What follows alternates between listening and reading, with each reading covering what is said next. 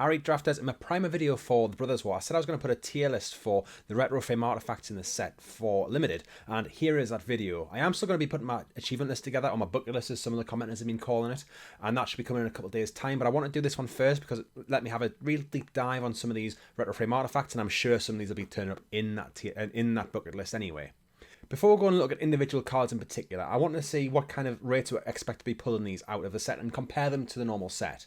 So in the set there are 18 uncommon retro frame artifacts, there are 30 rare retro frame artifacts and 15 mythics, with the uncommons showing up about 2/3 of the time, rares showing up just over 1/4 of the time, and mythics showing up about 7% of the time.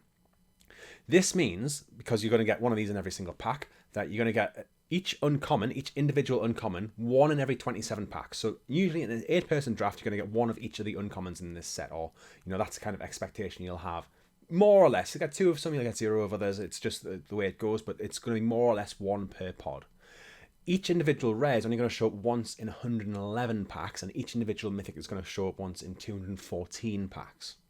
For the normal set, for the rest of the set, we have 68 rares and 27 mythics, and we know that mythics show up 1/8 of the time in packs.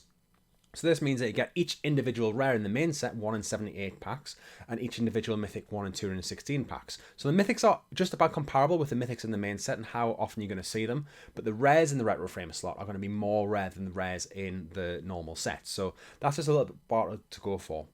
There is a foil slot as well, so in the normal set you're going to have the rares and mythics in foil. There is a chance to get the retro frame artifacts in foil, I think, but I think that's going to be quite slow in it's quite small in draft packs, so I'm going to ignore that for now and just say it's effectively 0. But if you include the foils, 1.7 packs is going to have a rare foil in, and 0.6% of packs is going to have a mythic foil in. So this reduces the amount of packs you need to open to get a specific rare to 1 in 58, and mythics in 1 in 162. So it does kind of reduce it a little bit because of that. So looking at the tier list in itself, I'm going to start with the trash tier, and these are cards which are absolute trash. Then I'm going to go into not quite trash, then I've got fine with work, I've got a just plain fine one, I've got a quite good with work, I've got a good section, I've got a bombs, and I've got the Groan Test bombs as well. So the trash tier, we've got 2 cards. We've got Defense Grid and Daunt Nothingness. These are pretty much always going to do absolutely nothing in limited. The Daunt Nothingness requires 5 colours, all 5 colours, 2 of each of that. You're not going to do this in this set. The fixing just isn't there. You might get it, but it's just not worth it, and I think it's definitely trash tier. Defense Grid, again, doesn't really do anything for what we want to do in limited. There's not even really a build around, you can work around it. These are both quite good cards. You can see I've included some of the prices on here because for investors we're going through. I thought it would be interesting to see that, because there are some which you might not realize how expensive they are. You don't want to pass them in draft if that's the case, or you at least want to know how much value you pass when you're going to pass it. But Defense Grid's got a bit of value behind it because it does play in some constructed formats. Daunt Nothingness, it's a bit of a commander favourite, but it's not really that great of a card. It only go in 5 colour decks anyway. So with the guaranteed trash out of the way, we've got some cards which aren't quite trash. They would go in specific decks maybe, or they're just very, very fine cards, D+ type of range, but cards that you probably don't want to play, but they might still see play. Elsewhere Flask is one where it ends a battlefield, draw a card for 2, which is okay. You kind of want another effect on that. And it does have another effect. Sacrifice it, choose a basic land type. Each land you control becomes that type until end of turn. And as I'm talking about this now, I do realize there is a bit of a way you can use this. If you got a card like Corrupt, which cares about the number of swamps you have, then this could be quite good if you have a couple of Corrupts. But still, I think that's quite unusual. It doesn't really fix your mana, it just turns everything into a certain one. So if you want to splash for a gold card, it's not going to do that. I suppose you could tap for red and then make everything something tap for black, but it's not really going to do what you want it to do a lot of the time. It could be played. I can see some edge cases. Maybe it should be in the next tier up at this point, but it's still not amazing. Astral Cornucopia, we know that we want a ramp in this format, but this isn't really going to do a lot. If you pay 6 mana and you can get 2 mana out as each time, it's not a great mana rock at all. You can kind of obviously use your Power Stones to get coloured mana out of this, but the rate isn't very good at all. And then Liquid Metal Coating, I did have this in the trash tier. I was convinced to bring it up when I showed the list to a few of my friends, and I think I agree. Tap target permanent becomes an artifact in addition to its other types until the end of turn. We are going to care about artifacts. I think the main way I would use this is if I was going to make one of the opponent's permanents, including one of the lands, into an artifact, then use something like a disenchant on it, so you can destroy any permanent you want of theirs by using this. So it has some edge cases, but it's probably not going to be the best card in the world. Some more Bonesaw, 0-mana artifact, equip gets +1/+0. It's just not a great card. If you have a really aggressive deck, you might want to play it, but probably not. It is a 0-mana artifact. Sometimes just having the artifact count up there is going to help, but I don't think it's going to see much play. Etherflux Reservoir is a really cool card. 4 mana, each spell you cast, you gain 1 life for each spell you've cast this turn, pay 50 life. Deals 50 damage to any target. If we had a bit more of a life gain payoff or life gain mechanics in the set, then maybe this would be a bit more playable, but it's going to do nothing a lot of the time. It didn't really do anything in Kaladesh, and it's probably just not going to get there. There's no way you're getting the 50 life in this format.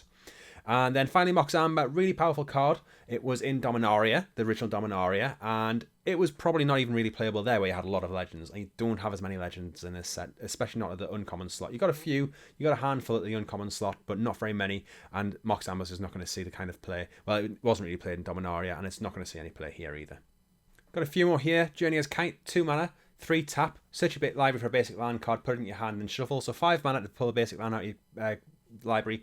Isn't great at all, let's be honest. You do get a shuffle, which is probably also not really what you care about. I'd much prefer having Evolving Wilds over this any day, but you can kind of pull lands out. If you are flooding and you want to pull the lands out, then it does kind of have a little bit of a play there, but again, not very good at all. Ornithopter, 0 mana, 0/2. It's cool, it's got some cool shenanigans you can do with it, sometimes in a constructed format where you can play it, you want a 0-cost flyer, and it's quite good there. It does block, it's not the worst blocker in the world, but it doesn't really do a lot more on top of that. And then we've got Unwinding Clock. Untap all artifacts you control during each player's untap step. And this might have some play. You can essentially give all your artifact creatures vigilance. So that's the tokens, the 1/1 tokens in this format are artifacts as well. So, you could see some play, but it's not going to do a huge amount for 4 mana as well. That's a lot of mana to put in for this effect. Key to the City did see some fringe play in the Kaladesh block when it was there. It was in a really, really aggressive decks, and it could still see play here, but I don't think we've got the format like we did there. I suppose you can use it to get one of your big beaters in unblocked, which could see some play, but I'm not expecting it to be a really big player. It could be put up another tier again. Feel free to let us know in the comments if you disagree with any of these rankings. They are very, very rough, but I don't think it's going to be an amazing one. Blackblade Reforged, similar to Mox Amber, it was in Dominaria. It cared about legendary things. We don't have as many legendary things here, and it's not really going to do very much here either.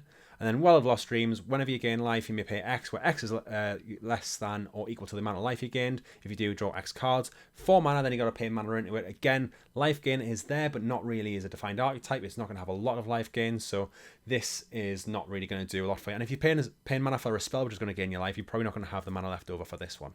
Next tier is Fine with Work, which is cards which are fine if you build around them. You got to do a little bit to make them good, but when they're there, probably not going to be good, but like it says, they're fine. The next tier up is just normal fine, and there's going to be a bit of comparison between the two, but this is what we're working with. Got Self-Assembler, 5 mana for a 4/4, enters the battlefield, search your library for another assembly worker. I love this in Kaladesh, where you get 3 or 4 of them potentially, and they would each find each other, and then it was really good card advantage late in the game. You're probably not going to get a lot of these in your deck. Like I say, you're going to get roughly 1 in a draft. You might get 2, you might get a second one, but the worker cycle, so you got Mine Worker, Tower Worker, and is Factory and Factory Worker, which are all assembly workers as well. There's a rare assembly worker as well, which I'm not too bothered about, but they are playable. Maybe they're not great, but they're fine, and you will want to make that deck. And if you get some of them and you get one of these, it fetches out one of them, and that might be enough. Mishra's Bauble, Constructor All-Star, obviously does broken things. 0 mana, draws you a card, which seems free. It's not quite free, but it's almost free, and you get to see something from your opponent's top of your opponent's deck. It is good if you want to fill your graveyard a little bit, because you just get something else in your graveyard. It's an artifact in your graveyard if you have anything which cares about that, or just a card in your graveyard if you care about it as well. Last one, Jalum Tomb. 3 mana, 2 tap, draw a card and discard a card. It's fine, I think. You can get rid of your lands late in the game when you don't really want them, although in this format you might want your lands a lot more. You can fill your graveyard, which is something which we'll want to do in some decks, and that is going to be quite useful. So it does have some ways to see play, but again, it's not really a card that you're excited to see in your pack. Psychosis Corolla, 5 mana for a star. Power and toughness equal to the number of cards in your hand. Whenever you draw a card, each opponent loses 1 life. What I really want this for is that last ability. Whenever you draw a card, each opponent loses 1 life. The blue-black archetype cares about drawing cards, drawing 2 cards a turn. So this could be a good way to finish you off if you're just trying to get that little bit of extra reach. Sits there and you just drain your opponent as you draw and doing what you normally do. It's not really going to be a beat. It's 5 mana for a small creature. It's easily removed, but it could do that, and you could kind of, if you have a lot of card draw, then this could be quite good. Semblance Anvil, 3 mana, imprint. Enters the battlefield, you may exile a non-land card from your hand. Spells you cast that share a card type with the exiled card cost 2 less to cast. If you have an artifact creature that you exile with it, it reduces the cost of artifacts and creatures, so that is something to bear in mind. But again, 3 mana is not going to be a lot for this, and you need to discard exile a card from your hand, so you're going to be going down 2 cards before you even do anything with this, which is going to be really, really tough. Some of the imprint cards are good. This isn't one of them. Runechanter's Pike, 2 mana, equip 2. Equipped creature gets plus X+O, where X is the number of instant or sorcery cards in your graveyard. I don't think it's going to be a very instant and sorcery heavy set. There is a bit of self-mill you can do. You can just kind of fill your graveyard fairly easily. There are a few okay instants and sorceries, but I think just this isn't going to do that. Boosting just the power, not the toughness. Might not get there. If you got some flyers and some instants and sorcery, it might be quite good, but I don't think it's going to be a equipment which you're really, really looking out for. Some more which, again, might see some play. We've got Millstone, 2 mana, 2 tap. Each target player mills 2 cards. If you're in a really grindy matchup, this could be a good finisher. If, you kind of get a board stall or you're removing all their threats, this could get you there in the end. You could also mill yourself, so if you want to fill your graveyard, this could be quite useful there. But again, it's quite expensive for what it does. Sigil of Valor, 2 mana, equip 1. When a equipped creature attacks, it gets +1/+1 until end of turn for each other creature you control. Might be good in a Soldiers deck where you're filling the board with a load of soldiers and you have some flyers. We'll see. Again, though, two mana to play, equip for 1. It could be fine. 3 mana, give something +3/+3 when it attacks. Yeah, I could see I'd seen some play. And then Goblin Charbelcher, 4 mana, 3 and tap, reveal cards from the top of your library until you reveal a land card. Deals damage equal to the number of non-land cards revealed this way to any target, and if it was a mountain, then it deals twice that. Then you put them on the bottom in any order. There's combo decks obviously built around Goblin Charbelcher. This is a good way to remove things. If I'm playing red, I'd probably think about playing this. If I wasn't playing red with mountains, I probably wouldn't think about playing this, but it does potentially I see some play, and part of the problem with it before is it's quite expensive to play and expensive to use, and you can use your Power Stones on this, so there is another way where Power Stones could make it a little bit better. Last two in this section, we've got Sword of the Meek. It's an equipment, it's fine. We don't have Thought the Foundry in this, so that's why it's maybe not where I want it to be otherwise, but it is what it is. It's still an equipment. It's still okay. It can see play. And then Thorn of the Amethyst, 2 mana, non-creature spells cost 1 more to cast. If you've got a load of creature spells in your deck, this could be okay. And you don't have many non-creatures, you could kind of price your opponent out and tax them a little bit. But these effects aren't great in the format, and you're going to be wanting to play some non-creature spells, especially in this format where artifacts are a thing. On to some cards which are just fine. These don't require as much of a build around, but they're still not amazing cards. We've got Quest of Spike, 3 mana, equip 3. A quick creature has Death Touch. When it deals damage to an opponent, they lose half their life. Put on a flyer, gets in, does a lot of damage. At least can get the life down early on quite well. Cloud Key, 3 mana. Spells you cast of a chosen type cost 1 less to cast. Again, it's basically a reusable Power Stone here. If you'll be generally wanting to cast 1 big spell a turn, I think, so it's not great, but it's fine, and you can use it on creatures instead, or you can use it on whatever you want. So if you're not just wanting to use an artifact, it is there to use. It's fine. It's a mana rock essentially. And then Cage Sun, 6 mana, so it's quite expensive. Creatures control of a chosen colour get +1/+1, and if you add mana of that colour, then you make 2 of that mana instead. You might want to use this as your ramp target if you've got a load of stuff, like a load of white creatures. It can be an anthem for them, as well as providing a bit of extra mana. It could be quite good in some decks. I think it might be really, really good in some decks, but a lot of decks won't want to play it. It's quite a specific one, and you'll know when you're in you might know when you're in the deck that wants this. You might not recognize it at first, but you've got to think about whether you want this card or not. Howling Mine, the classic one, 2 mana. At the beginning of each player's draw step, if it's untapped, each player draws an additional card. So if you have a way to tap this, it's quite good, because you can make sure you're drawing a card and your opponent's not. But generally, this is going to be a symmetrical draw feature. I know that Ben from Draft Chaff would probably quite like Howling Mine in his decks if he's in a really aggressive one. But yeah, he just likes to give his opponents cards when he's playing. We've got Lodestone Golem for 4 mana. It's a 5/3 non-artifact spells, cost 1 more to cast. If you've got a load of artifacts in your deck, it's definitely playable. 4 mana 5/3 is fine. And then, if you make all non-artifact spells cost 1 more to cast. If they've got a lot of non-artifact spells, it's going to tax them. It also taxes you, so just bear that in mind. And then Pristine Talisman, 3 mana, tap, add a colourless, and then you gain a life when you do that as well. If you're in one of these decks which is wanting to ramp, you want to be gaining that little bit of extra life. It helps you survive against the aggro decks. And if you're in a board stall, you can just tap this every turn and gain a life. So that's quite good. Finally, we've got Inspire and Statuary. It is, again, fine.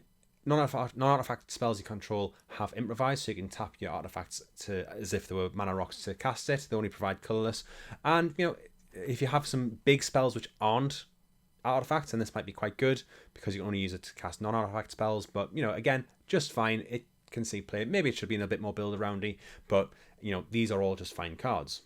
Getting low on my codes now, but I've still managed to put 2 on the screen. These are for Arena if you haven't used them before. Thanks again for everybody who subscribed. We've actually got to 1,000 subscribers, which is amazing. Thank you again so much to everybody for that. I'm hopefully going to be accepting the YouTube partner program. It's not a big thing. It feels quite big.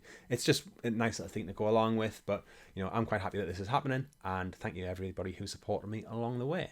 Okay, midway in the rankings now, we've got the cards which are good with a little bit of work. We've got Mesmeric Orb, 2 mana. Whenever a permanent becomes untapped, that permanent's controller mills a card.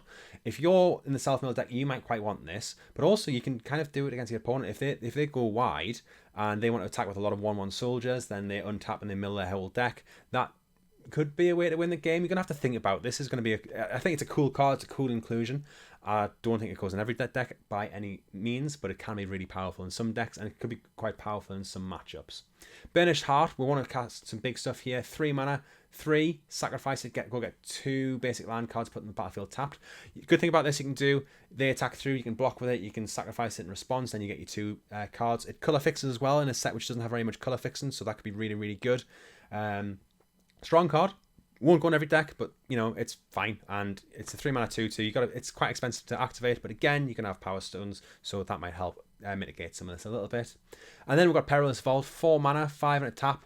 Exile this, exile all non-land permanents. It's a 9 mana board wipe. It exiles things that can't come back. It takes out their artifacts which are sitting around doing nothing. If they've got one of the pacifism effects on... pacifism effect won't work. If they've got an exile effect on your creature, then the exile effect goes away and then your creature comes back, so that'd be quite good. It's good, yeah, it's board wipe. It's not the best board wipe in the world, but it is a board wipe and you could take it out of some sticky situations from time to time. A few more here. Adaptive Automaton, 3 mana for a 2/2, enters a battlefield, choose a creature type. It's that type in addition to its other types, and other creatures you control of the chosen type get +1/+1. I think the most likely creature type you're gonna name with this is gonna be Soldier, because that's the one that you really want to go wide. But you could name something else. You could look at your deck and say, oh, I happen to have 5 Artificers or something. I don't know the creature types in the set, but you could just look at your deck and say, I've got a semi tribal deck here, which is going to be just quite good, so you could play it there. Precursor Golem, 5 mana for 3 3/3s, but when one of them's removed, they all get removed. It's still quite good. You're going to get 3 artifacts for 5 mana, and they're all 3/3s. It's going to be good to block with. You can trade off your 3/3s with their things. It's just quite good, and I think you will see some play. Then Springleaf Drum, 1 mana, tap an untapped creature you control, add a mana of any colour. I can see this scene play. Again, it's fixing, which we haven't really seen in other things. It's ramp, and we do want to ramp in some big things. So yeah, this is going to be quite good in the right deck. You're going to have to want to play some cheaper creatures to do this that you want to tap. You're going to go a little bit defenses down as you get these big things out, but it is going to be useful for that. Phyrexian Processor, 4 mana, enters the battlefield, pay any amount of life. 4, tap, create an XX black Phyrexian minion creature token, where X is life paid as it enters the battlefield. So you're going to have to pay the life for this up front. You could pay 10 life, and then 4 mana every turn to create a 10/10 is going to be really good. But if you draw this late and you only get 2 life, it's going to do nothing. So there's a cost to this, definitely. Really cool card. I think it is good. I don't think it's quite a bomb level, and you do need to put a bit of work in it, hence why it's in this section. Ica Wellspring, 2 mana, enters the battlefield, draw a card. When it's put in the battlefield, enter the graveyard from the battlefield, you can draw a card. There's a black spell, which is a bit like Bone Splinters, but you can sacrifice artifacts instead, and you can destroy artifacts with it. This is going to be really good with in a black deck because of that. The red-black deck's all about sacrificing artifacts and things, so it's going to be quite good there. It'll be okay in other decks. You're just going to make sure you put it in the right one. It's not really going to be good in the blue-white deck, but it is going to be good in some of the other ones. Then finally, Ashnod's Altar, 3 mana, sacrifice a creature, add colourless. This can help you ramp up some of your big stuff, especially if you have like a few little 1/1 tokens which you don't really care about. You can sacrifice them, get 6 mana, and then ramp out your big thing, and then you can win the game from there. Last one we've got is Ivory Tower. It's a good way to keep getting some life. You've got to have your hand full for it to be really good, but you can gain some life. It's going to keep you alive sometimes. Again, doesn't go in every deck, doesn't go in every matchup. It might be a bit of a sideboard card, but it can keep you alive, and you can then go do your big things, and then you can go win the game from there. Onto the cards are just plain good. So first up, Maze Mind Tome, 2 mana.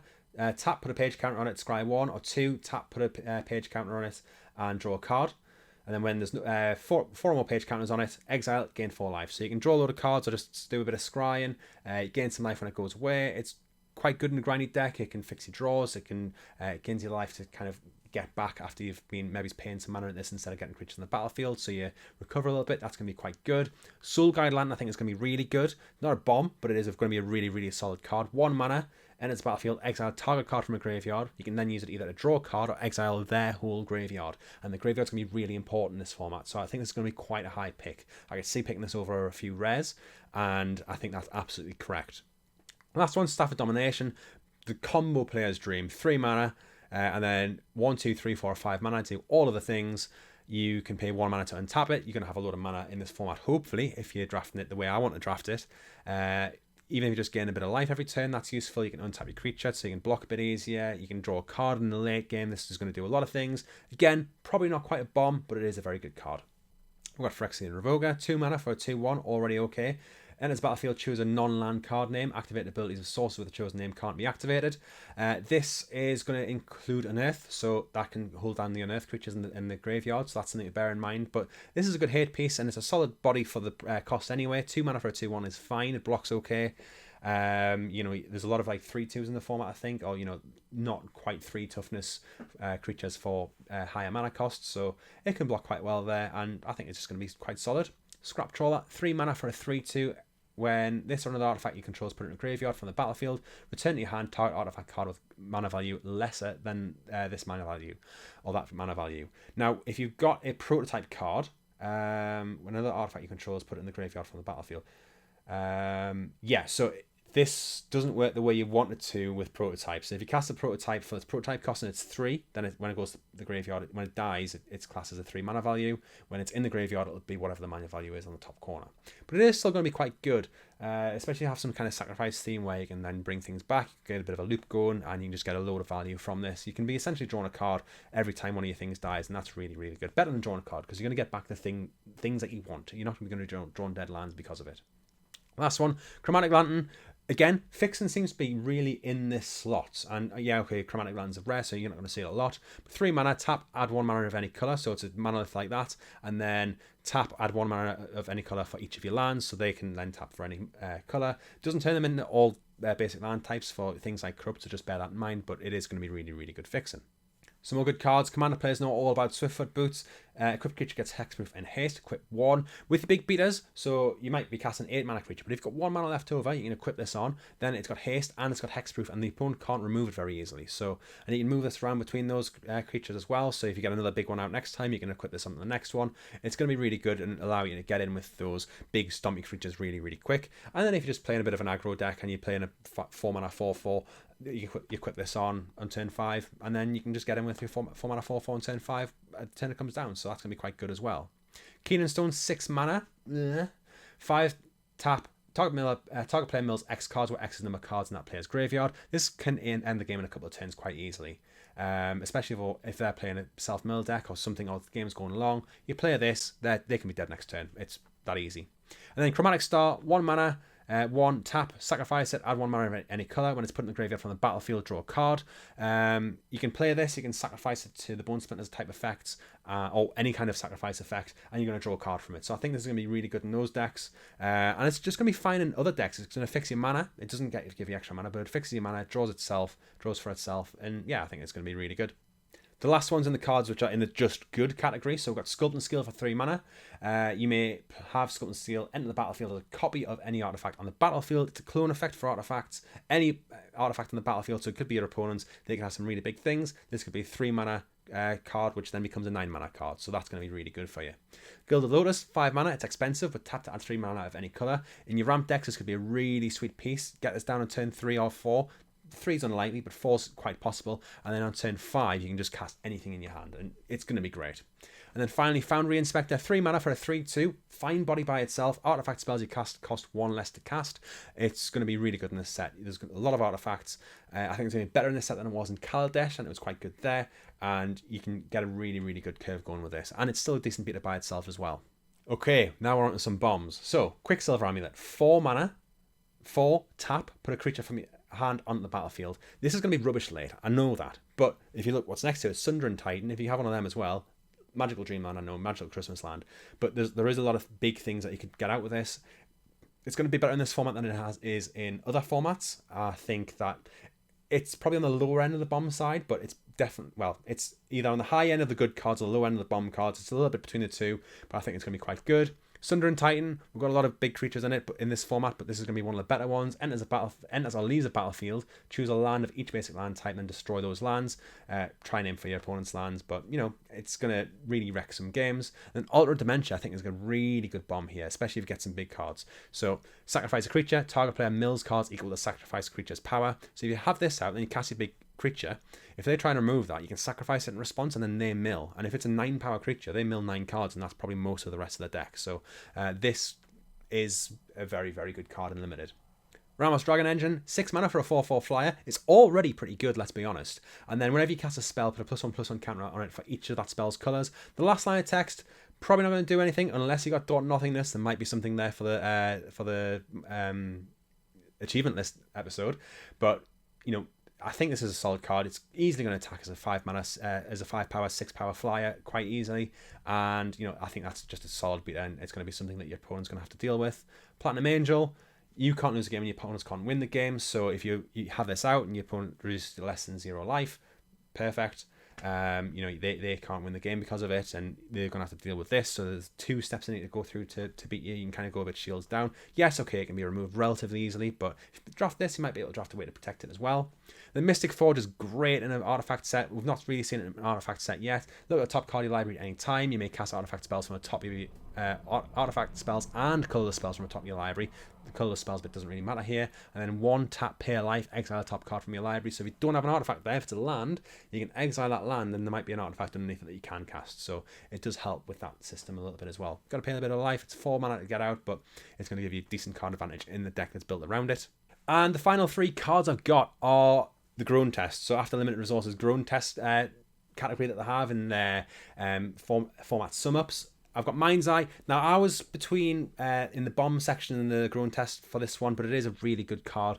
If the opponent has it around for a couple of turns, it's going to just give them so much card advantage. 5 mana. When an opponent draws a card, you may pay 1 if you do draw a card. Helm of the Host. Helm of the Host was a really good card in Dominaria. It was one of the best cards you could draft. It's colourless, so it goes in any deck. There's going to be a lot of cards like that in this format, but you know, it was known for being a really good card in that format. The problem was it was a little bit expensive. It was a little bit slow. 4 to cast, 5 to equip, but here we know that we've got the Power Stones, which are going to help with that a little bit. So I think it's going to be even better. I think it would have been in the bomb category for Dominaria, and I think because of the Power Stones, it's going to eke it up a little bit into the really busted card slot here. And I think also you've got the really big stuff that you can cast. So if you're making clones of your 9 power things and you're attacking in with haste, then you're just going to be laughing all day. And then finally, Wormcoil Engine. I think these do go 1, 2, 3 with Mind's Eye, Helm of the Host, and Wormcoil Engine. But 6 mana, 6/6 Death Touch, Lifelink. When it dies, create a 3/3 with Death Touch and a 3/3 with Lifelink. Busted card. We've seen it before. It's absolutely busted. I don't think I've ever actually played with it, and I'm looking forward to it. I know I'm going to see it on the other side of the board more than I'm going to play with it, but it's the way it goes. Anyway, I hope you've found the video useful and informative. Again, thank you for everybody who's helped along the way. If you want to follow along on Twitter, it's at @PLD_MTG. And although I'm at 1K, obviously still happy to get another subscriber or 2. Let me know in the comments if you disagree with any of my ratings. And until next time, thanks for watching. Catch you later.